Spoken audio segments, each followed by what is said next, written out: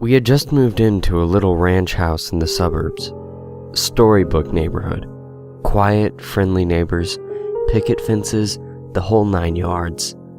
Suffice it to say, this was supposed to be a new start for me. A recently single dad and my 3-year-old son. A time to move on from the previous year's drama and stress. I viewed the thunderstorm as a metaphor for this fresh start. One last show of theatrics before the dirt and grime of the past would be washed away.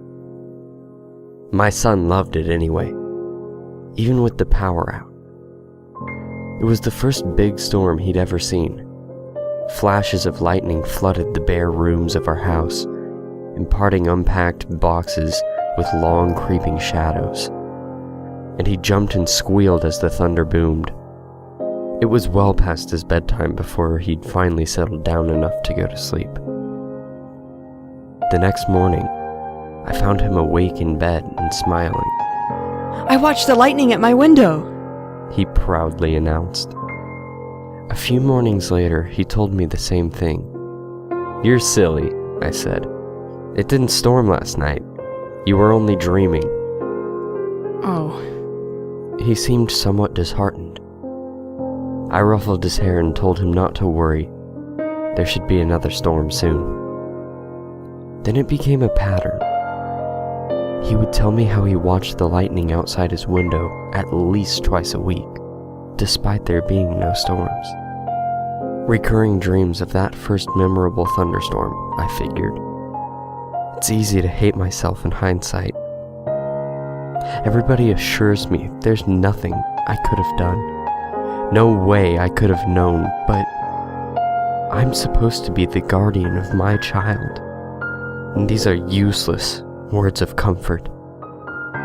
I constantly relive that morning, making my coffee, pouring milk over my cereal, and picking up the newspaper to read about the pedophile local authorities had just arrested. It was front page stuff. Apparently this guy would select a young target, usually a boy, stake out their house for a while, and take flash photos of them through their windows while they slept.